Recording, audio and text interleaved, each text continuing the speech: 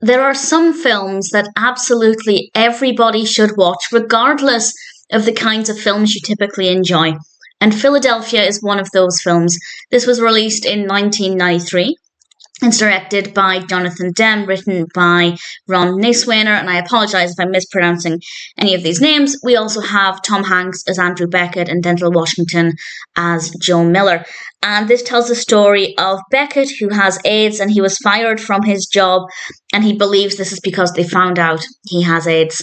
And after trying to find a lawyer to take on his case, eventually Joe Miller agrees to represent him in court, and the majority of the film plays out in the courtroom. We have a few other scenes around about, but a lot of it, and I was really pleased about this, a lot of this does take place in the courtroom, and it's quite a complex case, and I love courtroom dramas, so that part of it was always going to appeal to me, assuming it was done right, and it absolutely is.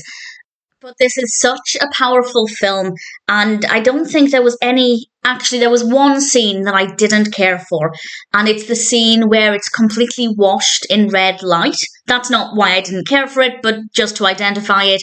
That particular scene, I wasn't bothered about, but the rest of it, every scene had something important to tell.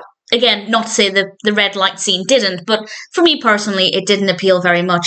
But the rest of it was so fabulously done, so powerful, so moving, and needless to say, very, very emotional. And as the film progresses, we also see the deterioration of Beckett. His condition is worsening, and that's really brutal to see, and Tom Hanks gives such an amazing performance. The makeup is incredible. Obviously, as it progresses, he looks more sickly, and it's exceptionally well done.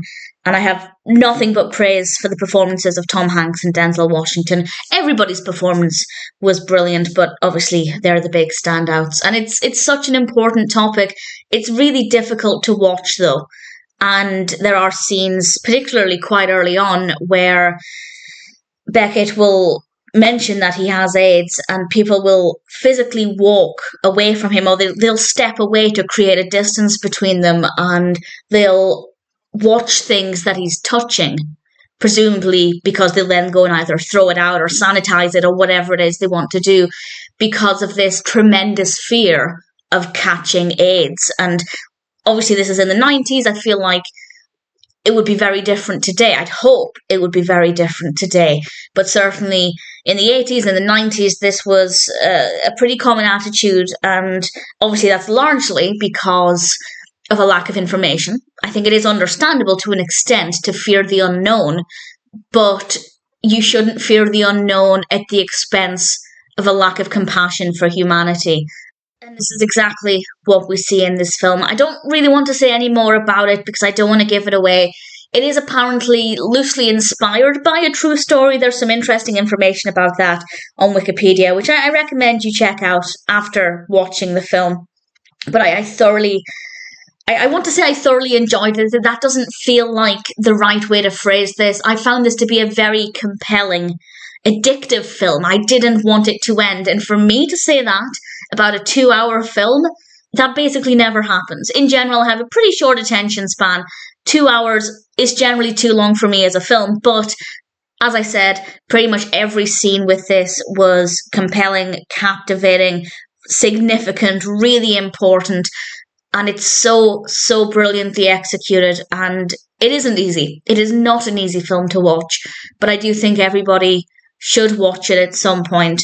I know it's one that many people have seen. Just for information, it has 7.7 out of 10 on IMDb across 260,000 reviews and ratings. To have that high an overall rating across that many opinions, that's incredible. And as I said, I feel like a lot of people have seen it. I don't know why I'd never seen it before, because it's a very well recommended film, but better late than never. I really enjoyed it. And again, I don't think that's the right word, but I found it to be an incredible film. It's a masterpiece. That's the best word for it.